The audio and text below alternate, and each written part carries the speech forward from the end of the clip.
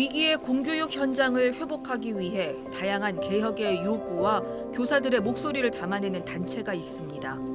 바로 좋은 교사 운동입니다. 최근에는 기초학력이 미달되는 학생들, 정서 위기 학생들을 위한 전담 전문 교사제도 도입을 촉구하기도 했습니다. 상황이 어느 정도이길래 전문교사 제도가 좀 시급하다 이렇게 주장을 하시는 걸까요? 지난 7월에 교육부에서 2024년 국가수준 학업 성취도 평가 결과를 좀 발표했거든요. 근데 이제 교육부 발표는 중3 국어 3수준, 그러니까 3수준은 보통 학력을 말하거든요. 이 비율이 오히려 조금 올랐다. 그리고 고2 수학 1수준, 1수준은 이제 기초 미달 수준이거든요. 이 학생들 수는 유의하게 줄었다. 이렇게 발표했어요. 그렇지만 현실은 이 두 과목을 제외한 모든 과목은 전년도와 큰 차이가 없었고요. 특히 2019년 코로나 전과 비교해 보면 중3 국어 3수준은 16.2% 정도 여전히 하락해 있는 상태이고요. 그러니까 여전히 학교는 기초학력 문제를 두고 굉장히 고통과 어려움 가운데 있는 것이 맞고요. 정서행동 위기 학생 문제도 마찬가지인데요. 저희가 그 건강보험 심사평가원 공개 의료 데이터 가지고 좀 분석했는데 2017년에서 2024년까지 8년 동안 5세에서 19세 그러니까 청소년에 해당되는 우울증과 ADHD 학생 환자 수를 좀 저희가 분석했거든요. 최근 8년 통계를 보면 약 3배 정도 증가한 것으로 나타나 있거든요. 그런데 이제 ADHD와 우울증 환자를 저희가 분석했는데 특히 ADHD 같은 경우는 세계적인 유병률을 보면 5에서 8% 정도이거든요. 그런데 한국의 청소년들의 환자 수는 약 2.4%밖에 되지 않거든요. 여전히 많은 학생들은, 많은 청소년들은 ADHD를 앓고 있으나 병원 진료를 받고 있지 않다라고 해석하는 게 적절하고요. 실제 학교에는 이들 학생들을 위한 지원 체계가 있긴 하거든요. 그러니까 대표적인 게 이제 전문 상담 교사를 중심으로 한 위 프로젝트 사업인데요. 근데 학교에 전문 상담 교사가 어느 정도 배치되어 있냐를 보면 채 50%가 되지 않습니다. 이 기초학력 지원이 필요한 학생들과 정서행동 위기 학생 지원이 필요한 학생들은 대부분 겹치는 경우가 많습니다. 기초학력이 미달되기 때문에 학교 생활에 대한 흥미를 가질 수 없다 보니 계속 그 분리 대상 학생이 돼서 교실 밖으로 나가야 되는 경우도 있고요. 또 이게 고학년으로 올라가다 보면 기초학력은 조기에 개입하지 않으면 학습 결손이 누적되거든요. 그럼 중학교, 고등학교 수준 되면 이제 학교 생활이 거의 의미가 없어지거든요. 그럼 학교 부적응 문제로 이어질 수 있고요. 학교 부적응 문제는 학교 폭력의 문제나 교육활동 침해의 문제로 이어질 수 있습니다. 기초학력 저하와 정서행동 위기 상황을 방치할 경우 학교 폭력으로 이어질 가능성이 커진다는 겁니다. 학교 폭력의 문제는 좋은 교사 운동이 계속해서 관심을 기울이는 주제입니다. 좋은 교사 운동이 계속 집중하고 있는 주제는 학교 폭력의 문제입니다. 이 학교 폭력을 지금은 너무 응보적으로 처벌 위주로 이게 진행되거든요. 그리고 학교 폭력을 처리하는 프로세스가 굉장히 촘촘해서 학교 폭력 사안이 굉장히 법적 다툼으로 이어지는 경우가 굉장히 많이 있거든요. 그런데 이제 좋은 교사 운동은 학교 폭력도 실은 이 교육의 갈등도 학교에서는 교육기관이기 때문에 갈등을 교육적으로 해결해가는 것을 학생들이 학창 시절 기간 동안 배워야 한다고 저희는 생각하거든요. 근데 지금의 학교 폭력을 처리하는 프로세스들은 다분히 처벌 중심적이어서 저희는 이 회복적 정의에 근거해서 어떻게 하면 갈등을 배움과 성장의 기회로 전환할 수 있을지를 좀 고민하고 있고요. 그래서 학교 폭력 사안에 대해서 관계회복 숙려 기간을 교육부가 이제 얼마 전에 발표해서 초등 저학년 단계에서는 직접적으로 학폭법으로 바로 처리하기보다는 관계 회복을 하기 위한 숙려 기간을 두겠다 했지만 종교사 운동에서는 전 학년으로 확대해야 한다라고 계속 주장하고 있고요. 그리고 지금 학교 폭력 관련된 법에는 이 관계 회복 프로그램을 권유할 수 있다 정도로 지금 법에 명시되어 있는데 저희는 권유하는 수준이 아니고 의무적으로 공지해야 하는 수준으로 법률이 바뀌어야 한다라고 저희는 주장하고 있고요. 한 가지 더 주제 말씀드리면 저희는 국가교육위원회가 제 기능을 제대로 하는 것에 대해서도 좀 많은 관심을 기울이고 있는데요. 이 국가교육위원회는 교육 정책을 사회적 합의에 기초해서 지속적으로 추진한다. 어떤 정파에 구애 없이 교육 정책을 꾸준히 추진하는 것을 목표로 하는 기관인데요. 사회적 합의에 기초해서 교육 정책이 추진하는 것은 어떤 효과를 가져오냐면 교육에 대한 신뢰를 가져옵니다. 예를 들면 이 정책은 이 정부에서만 시행될 거야. 정권이 바뀌면 또 바뀔 거야. 입시제도 또 바뀔 거야. 고교 유형의 문제, 정권이 바뀌면 또 바뀔 거야. 이렇게 계속 교육 정책이 사회적 합의에 의해서 추진되지 않으면 일반 학부모들은 또 교사들은 교육 정책에 대해서 신뢰하지 않거든요. 그래서 이 교육의 신뢰가 붕괴되는 상황에서 교육의 정책의 신뢰를 확보할 수 있는 지금 현 법령 안에서는 이 국가교육위원회가 제 기능을 하는 게 가장 필요합니다. 좋은 교사 운동은 지난 2000년 창립했습니다. 다양한 기독교사 단체들이 하나의 운동으로 활동하게 된 게 바로 좋은 교사 운동입니다. 회원은 약 3,600명, 모두 크리스천, 기독교사들입니다. 다른 교원단체와의 차이점이 여기에 있습니다. 기독교사라면 도대체 일반 교사와는 무슨 차이가 있는 것인가? 기독교사라면 계속해서 씨름해야 될 질문인데요. 결국 이 질문에 대한 답은 어디로 가냐면 내게 보내주신 이웃이 누구인가? 그러면 기독교사에게 이웃은 누구인가? 학생이고 동료교사입니다. 종교사운동 선생님들은 늘 자기 이웃을 사랑하기 위해서 학생과 동료교사에게 시선을 늘 거기에 둡니다. 그네들을 어떻게 해서 도울 수 있는 것인지, 저들의 성장과 나의 성장을 어떻게 연결시킬 수 있는 것인지. 그러다 보니 현장에 있는 조은교사운동 선생님들은 말이 아니라 실천으로 조은교사운동, 조은교사의 삶을 살아가시는 것이고요. 그렇다 보니 조은교사운동도 교육 정책을 추진할 때 이 정책이 실제 우리의 이웃에게 유익한가 유익하지 않은가를 우선순위에 둡니다.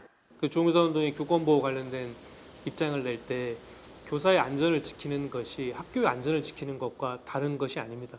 그렇기 때문에 당연히 조은교사운동도 학교가 안전한 배움터가 되기 위해서 교사들의 교육활동을 보호해달라고, 제도적으로 뒷받침해달라고 목소리를 냅니다. 그러나 그 목소리에 그치지 않고요. 계속해서 저희가 더 그 다음에 이어서 내는 목소리는 뭐냐면 교육 공동체가 회복되어야 됩니다. 교육 공동체가 회복되기 위해서는 교사와 학생과 학부모가 서로가 신뢰할 수 있어야 합니다. 라는 목소리를 반드시 냅니다. 저희가 교육 3주체 대화 모임을 제안하기도 했었거든요. 서희초 상황에서 학생과 학부모와 교사가 모여서 대화하는 대화 모임을 저희가 운영했었습니다. 그러니까 조은교사운동이 가지고 있는 기본 가치 자체가 이웃에 대한 사랑을 전제하고 있기 때문에 같은 교육활동 보호를 이야기하지만 교육활동 보호에서 그치는 것이 아니라 어떻게 하면 우리가 교육의 신뢰를 회복하고 공동체를 회복할 수 있는지에 대한 시선과 마음을 늘 놓지 않는 것입니다. 우리나라 초중고등학교 수가 12,000개인데 비하면 좋은 교사 회원 3,600명은 학교당 한 명에도 미치지 못하는 숫자지만 꾸준한 교육개혁의 목소리는 결실을 맺었습니다. 2025년 기준으로 8개 교육청에서 교과 전담회 형태로 초등학교에서 기초학력 전담교사를 운영하고 있는데 실은 이것을 제안했던 것, 이러한 교사들을 어떻게 교육하고 어떻게 활용해야 될지를 제안했던 것이 조은교사 운동이었고요. 그리고 기초학력 보장법에 의해서 학교마다 3단계 안전망을 구축하게 되어 있습니다. 이 3단계 안전망을 어떻게 구축하고 어떻게 운영해야 하는지를 목소리를 냈던 것도 조은교사 운동이고요. 그다음 회복적 생활교육이라는 말도 지금에는 모든 교실에서 모든 학교에서 사용하고 있는 용어인데요. 이 회복적 정의를 학교에 접목해서 생활교육상에서 회복적 정의에 기초한 생활교육을 한국 교육에 제안하고 실천했던 것도 조은교사 운동이고요. 학교 현장, 교실의 변화를 위한 실천적인 노력도 이어졌습니다. 제가 다양한 실천 운동했거든요.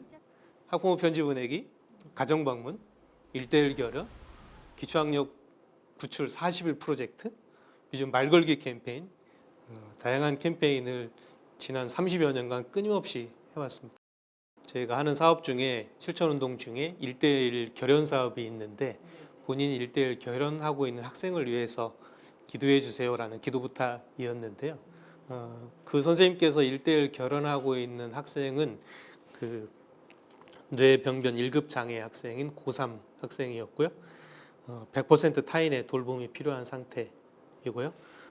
이 선생님이 저에게 기도 부탁해왔던 내용은 이 뇌병변 장애 학생, 고3이 된 이 학생의 강직과 관절 변형이 더 이상 진행되지 않기를, 경기가 멈추길, 발생한 욕창이 잘 회복되기를, 어머니께서 우울증 증상과 허리 디스크도 회복되기를, 이런 기도 제목을 보내오셨어요. 이 기도 제목 듣고 기도하는데 계속 울컥하더라고요. 조응교사 운동이 이뤄낸 가장 큰 성과는 실제 현장에서 말뿐인 가르침이 아니고 실제 자기 삶에서, 자기 수업에서, 자기 학급 운영에서 아이들을 살려내는 실천을 했던 것이 저는 조응교사 운동의 가장 큰 성과라고 생각합니다. 이들 선생님이 여전히 살아계시고 이들의 가르침을 받았던 수많은 제자들이 이미 5천 명이 넘을 것이라고 저는 믿고 있고요. 그네들의 삶을 회복시켜 주었던 것, 그네들의 삶에 작은 버팀목이 되어 주었던 게 조응교사 운동이 이뤄낸 가장 큰 성과라고 저는 믿습니다.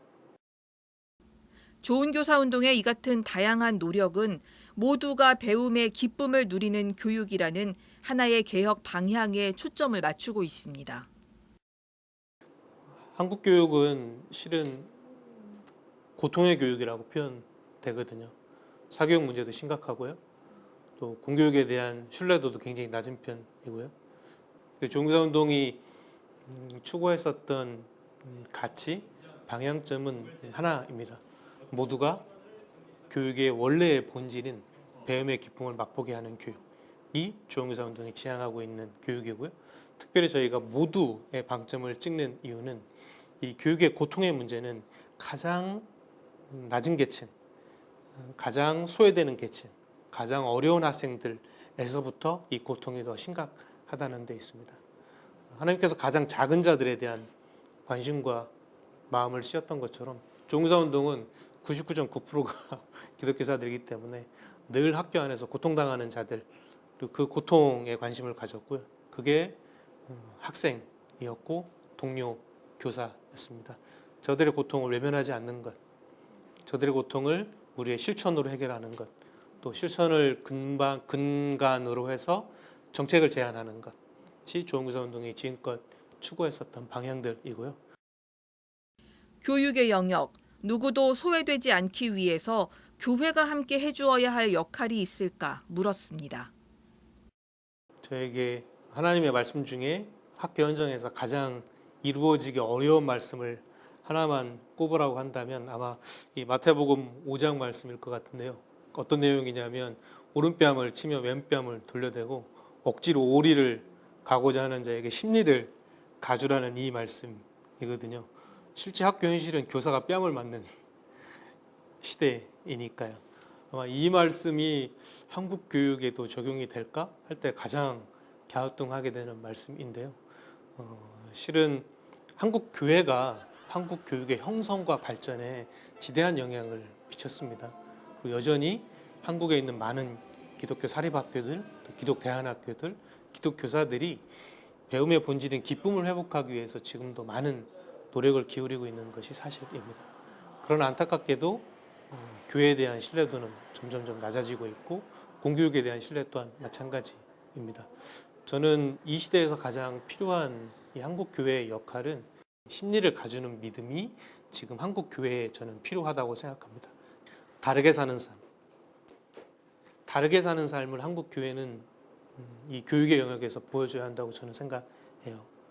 입시의 문제, 학생들을 가르치는 것에 있어서의 문제, 소명을 가지고 사는 사람들이 이 공교육 현장에서 어떻게 살아가야 하는 것인지, 결국 이 한국 교회는 자기 힘으로 가는 것이 아닌 하나님을 믿는 사람들이 하나님의 힘으로 가는 다른 방식으로 세상을 사는 것들을 이 사회에 보여주어야만 이 사회는 다시 교육과 교회에 대해서 신뢰의 눈빛을 보낼 수 있지 않을까 싶습니다.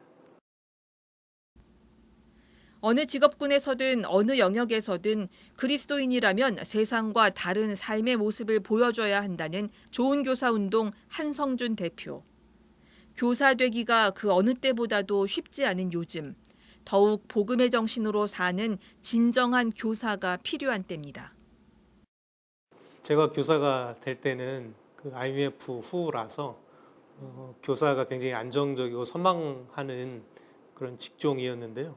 지금은 서희초 후에 교직 탈출은 지능순 이렇게 말할 만큼 교육의 밭이 굉장히 황폐화되어 있습니다. 그러나 저는 어두울수록 빛은 더욱더 빛나는 것이고요. 함께 할수록 기독교사들의 영향력은 훨씬 더 많은 영향력을 미칠 수 있다고 생각합니다. 종교사운동이 삼고 있는 교사상이 복음의 정신으로 사는 교사, 학생을 중심에 두는 교사, 직업적 이해관계를 뛰어넘을 수 있는 교사, 교육의 변화를 주도하는 교사, 네 가지를 이야기하거든요.